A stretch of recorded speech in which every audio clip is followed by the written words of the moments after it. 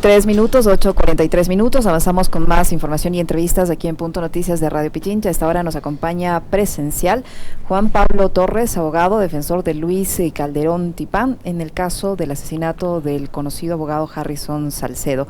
¿Cómo está, doctor Torres? Buenos días, bienvenido. Le saludamos a Alexis Moncayo, quien le habla, Licenia Espinel.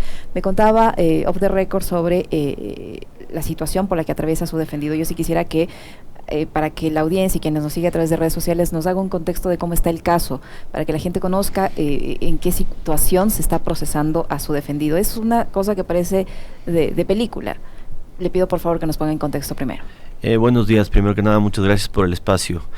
Sí, la verdad, lo que yo vengo a contar más es una denuncia ante los medios públicos con respecto a lo mal que se está manejando la justicia en el país. Si mal no recuerdo, fue el 28 de abril del 2021 que fue asesinado el doctor Harrison Salcedo, en un hecho execrable, la verdad. Sin embargo, hasta el día de hoy la Fiscalía no ha podido detener a nadie de las personas que dispararon. Hubieron tres armas distintas, 3 calibres distintos y por tanto se presume que 3 personas distintas dispararon. Sin embargo, la única persona procesada y a quien defiendo, porque creo en su inocencia, es una persona que conducía un vehículo tipo taxi. Voy a poner un poco en contexto cómo es el crimen. Un vehículo de color negro que había sido robado esa mañana espera al doctor Salcedo afuera de su domicilio en las calles Lincoln y 12 de octubre, la avenida 12 de octubre y calle Lincoln. El taxi, que es tomado por una tercera persona, es tomado en Chillogallo y le pide que le lleven hasta la casa del doctor Salcedo y que después siga a un vehículo negro. Esa es la labor de mi defendido dentro del caso. O sea, ¿podía haber sido él? Podía haber sido cualquier otro taxista. Exactamente, podían haber sido cualquier otro de los 2.500 taxis de Quito. Okay. Entonces, lo grave en esto es que existen los calibres de las balas y han habido 3 o 4 pericias erróneas con respecto a los calibres de las balas. En un principio se decía que eran armas de dotación militar y policial, se determinó que no. Después que eran armas de los guardias del Banco Central, también se determinó que no. Entonces jamás se ha podido determinar de dónde provinieron las armas, primero. Pero lo más grave es que la información que tiene Fiscalía no es información investigativa, sino es información pública. Es la información de las cámaras del ECU 911, no tiene absolutamente nada más. Es decir, nadie ha brindado información fidedigna que pueda determinar ni que mi defendido, ni que otra persona más haya estado involucrada en el asesinato. El 28 de enero va a ser la audiencia preparatoria a juicio. El fiscal ya anunció que va a acusar a mi defendido, que es el único procesado en este tema. ¿Y está detenido o está detenido? O sea, lleva ya más de casi un año detenido. Lleva 8 meses detenido exactamente, desde que se verificaron las cámaras del ECU 911, salió el taxi de propiedad de la suegra de él y se extrajeron los audios de las cámaras del ECU 911 del taxi. Él va 8 meses detenido. Él padece un cáncer terminal, es una persona que fue detenida cuando estaba realizándose una quimioterapia en el Hospital Eugenio Espejo. Es decir, es un tema bien grave, realmente. ¿Y la Fiscalía cómo establece un nexo entre el conductor que estaba haciendo su trabajo, conducir su taxi como su medio de vida, y el pasajero que toma este taxi y que resultaría implicado en el asesinato del señor Salcedo? El único nexo que tiene la Fiscalía son las llamadas que se hacen desde el celular de esta persona a mi defendido, del pasajero a mi defendido la noche anterior. Pero obviamente la noche anterior es porque él le llama para pedir un taxi. Entonces le dice, ¿usted hace el servicio de taxi? Sí, yo hago el servicio de taxi. Ya, por favor, le espero a tal hora. Después le vuelve a llamar, le dice, no, le espero más temprano. Después le vuelve a llamar y le vuelve a confirmar. Son 3 llamadas. Pero en el momento en el que están en el vehículo y que ya se han disgregado los audios tanto del video como del audio, valga la redundancia, en ningún momento mi defendido tiene ni celular en la mano, ni está participando en el hecho, ni tiene conversación con la persona de atrás. De hecho, la persona de atrás lo que hace es hablar por celular.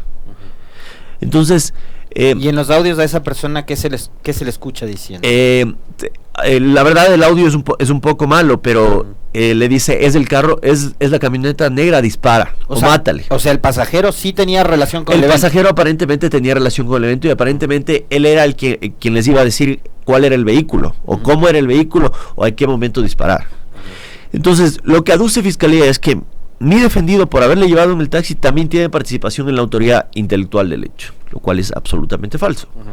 Pero lo que es más grave es que esto sentaría un precedente gravísimo que ya se ha hablado en otras legislaciones, que ya se ha hablado en otros países, que se llama en derecho penal la prohibición de regreso. Es decir, uno no puede ser procesado por hacer las actividades lícitas que a diario le son correspondientes por su rol en la sociedad. El ejemplo clarísimo que pone la doctrina es que el mesero no podría ser procesado por haber llevado la comida envenenada que el chef le da a un comensal. Ese es el ejemplo clarísimo que pone la doctrina. Porque en el restaurante, le pongo un ejemplo, en el restaurante fue a comer una persona que se dedica al narcotráfico y el mesero le sirvió el plato, el menú. Resulta que la fiscalía luego establece un nexo entre el narcotraficante y el mesero, y le procesa al mesero y no al narcotraficante. Esto es gravísimo, no solo para las personas que realizan cualquier tipo de servicio, sino en específico para las personas que realizan servicios de transporte, porque son los que van a quedar más vulnerables ante estas violaciones de derecho.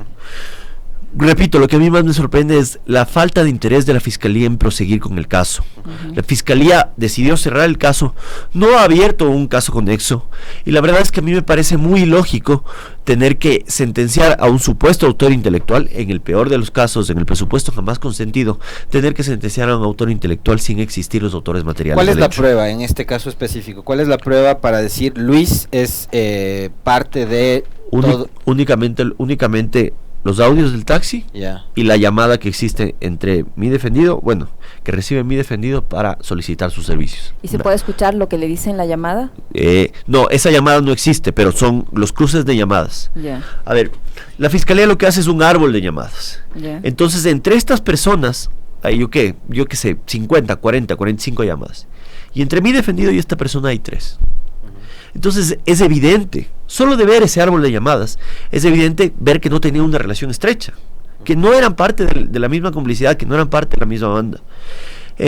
Yo tengo mucho respeto por la figura de quien fue el doctor Salcedo y por la figura de su familia, pero su misma familia, dentro de las versiones, dice, y lo puedo decir esto porque el expediente es público, se puede revisar, dicen que ellos creen que esto tiene que ver con su anterior relación sentimental, que el novio de su anterior relación sentimental había jurado vengarse, que era un tipo peligroso, etcétera, etcétera, etcétera. Jamás hablan de una relación con ninguna otra persona, jamás refieren algo con respecto a los sicarios que lo asesinaron. Entonces es evidente que el Fiscalía está tratando de cerrar el caso para callar a los medios públicos con respecto a un asesinato que tuvo tanta relevancia. Es más, clientes del doctor Salcedo dicen que él estaba bien protegido. Clientes que pertenecieron a los choneros y a este tipo de bandas que rinden su versión dentro del expediente dicen que él estaba bien protegido, que por el lado de ellos jamás hubo ningún intento de nada. Ahora, doctor Torres, yo le quisiera preguntar ahí, por ejemplo, usted dice que la Fiscalía está por cerrar el caso, por cerrar el caso sin haber procesado a los autores, a los que dispararon, a los autores materiales, sin haber ubicado a esta persona que desde este taxi, que lamentablemente cuyo conductor lamentablemente está detenido bajo estas circunstancias, sin haber procesado al actor intelectual que desde el teléfono ordena el disparo. Exactamente. O sea, solo le van a juzgar o sentenciar al conductor del taxi, pero no a los autores ni intelectuales ni materiales. En el peor de los casos estaría sentenciado a una sola persona, pero yo no creo que la justicia ecuatoriana se atreva a sentenciar a alguien como autor intelectual sin que exista ni siquiera pista de los autores materiales y del otro autor intelectual, en teoría. A ver, yo entiendo que el autor intelectual es alguien que organiza, que planifica el asesinato, ¿no es cierto? Y para eso debe haber alguna motivación. Exactamente. ¿Cierto? O sea, porque yo no voy a mandar a matar a alguien de loco, porque se me ocurre, quiero matar al vendedor de caramelos de la esquina, salgo y lo mato. Entonces, y más todavía a un personaje tan polémico como él, el doctor Harrison Salcedo, que estaba de abogado del ex vicepresidente Glass, de abogado de los choneros y cosas por el estilo, ¿no es cierto? ¿Qué intereses pudo haber tenido su defendido para matar a Harrison Salcedo? ¿Cuál era la relación porque la Fiscalía también debería preguntarse, ¿no? ¿El taxista le conoció a Harrison Salcedo? ¿Qué relación tenía con él? ¿Por qué es que planifica si dicen que es del autor intelectual? Claro, ninguna relación, absolutamente ninguna relación. Es más, o sea, sabía quién era, yo creo que todos sabíamos quién era Harrison Salcedo por medios. Pero primero que mi defendido no tiene ni siquiera antecedentes penales, entonces jamás pudo haber ni siquiera requerido los servicios del doctor Salcedo, porque el doctor Salcedo se dedicaba a hacer penal y garantías penitenciarias. Pero yo creo que algo muy importante y que subyace a la teoría, como les hablé de la prohibición de regreso anteriormente, en derecho penal hay una cosa que se llama la causalidad. Entonces, dentro de las teorías de la causalidad tiene que existir una causalidad adecuada o efectiva. Esa causalidad adecuada quiere decir que los actos que una persona realiza tienen que ser únicos para colaborar al hecho. Es decir, ninguna otra persona más podría realizarlos. En el caso del disparo, nadie más hubiese atrevido a disparar. En el caso de la orden, nadie más hubiese podido dar la orden. Pero el servicio de taxi, como usted mismo dijo al inicio, lo podrían brindar 2.500 vehículos más en Quito. Entonces no cumple ni siquiera con los presupuestos de la teoría de la causalidad, menos aún con los presupuestos de la imputación objetiva. Por eso a mí me parece muy grave que se lleve a juicio a una sola persona cuando se sabe que los disparos fueron de 3 armas distintas. Es decir, vamos a terminar cerrando un caso que sería muy importante para el Ecuador porque nos daría muchas luces con respecto al sicariato, muchísimas luces, porque es un asesinato que se cometió a plena luz del día por 3 personas distintas en un vehículo robado. Entonces nos daría muchas luces de lo que está sucediendo con el sicariato en el país. Sin embargo, a la Fiscalía no le interesa. El fiscal, el doctor Alexei Hoyos, varias veces ha dicho que él está llevando a mi procesado a juicio, a mi defendido a juicio, perdón, porque si no, no tiene caso. Entonces a él no se le puede caer el caso. Claro, obviamente entiendo. O sea, es buscar un culpable porque sí. Exacto. Para que no se hay que buscar un chivo expiatorio y una cabeza de turco, como se dice. Pero no puede la justicia, doctor, manejarse de esa manera, ¿no? A mí lo que me parece más grave es que se está jugando también con la memoria de quién era el doctor Salcedo ante su familia, porque no se ha hecho absolutamente nada. En 10 meses de investigación no se ha hecho. En los 14 cuerpos que tiene el expediente, lo único que hay es información netamente pública y 4 pericias balísticas fallidas. No hay investigación. No hay investigación, no existe realmente un caso en contra ni de mi defendido ni en contra de nadie. Y ahora su defendido en las versiones, ¿qué dice? ¿Cómo él escuchó que este señor daba la orden de disparar a alguien? ¿Qué hizo cuando escuchó eso? ¿Se detuvo? ¿Le dijo bájese del vehículo? El problema es que los micrófonos del audio son 4. Uno para cada uno. En teoría en un auto pueden ir 4 personas. Pero recuerde que después de lo del COVID se ordenó poner una especie de tapilla de pantalla en el medio. Entonces esta pantalla del medio dificultaba que mi defendido escuche. Entonces cuando él escucha la orden de mátalo o algo así, él ya escucha los disparos. Y de hecho en el micrófono de él dice, oiga, ¿qué pasó? Deme agua, por favor, ¿qué pasó? O sea, no se ve como una persona que haya estado planeando nada, se ve como una persona a la que le acontece el momento. Entonces, que en su desesperación no supo qué hacer y terminó llevando a esta persona porque era peligrosa. Sí, lo terminó llevando de la escena del crimen. Pero yo no creo que a nadie se le puede pedir una condición contraria después de haber pasado lo que pasó en ese momento. Posiblemente estaba bajo amenaza ya también. Exactamente. No, de hecho, cuando se bajan del taxi, le dice, cuidado con abrir la boca. Y toda esta negligencia al momento de cuando usted nos dice hay tantos meses de deuda con la familia de Harrison Salcedo, esa deuda es de la fiscalía. La fiscalía es que no lleva adelante ninguna investigación. Netamente de la fiscalía, porque, a ver, cuando esto empieza como una investigación previa. Pero cuando ven las cámaras del ECU 911 y logran identificar a mi defendido, lo detienen con una detención, con una orden de detención por 24 horas, como les dije, lo detuvieron un día que estaba haciendo quimioterapia en el hospital Eugenio Espejo. Y con esa detención, con esa orden de detención por 24 horas, inician la instrucción fiscal. Pero dentro de la instrucción fiscal no se vincula a nadie, ni se hace ningún esfuerzo por ver quién es realmente la persona que intentó matar. Es evidente que alguien contrató a estas personas, porque no eran personas que tenían nada que ver con el doctor Salcedo, y eran, no quiero ser despectivo, pero por decir sicarios de poca monta, realmente. Había alguien detrás de esto, había alguien interesado en que el doctor Salcedo muera.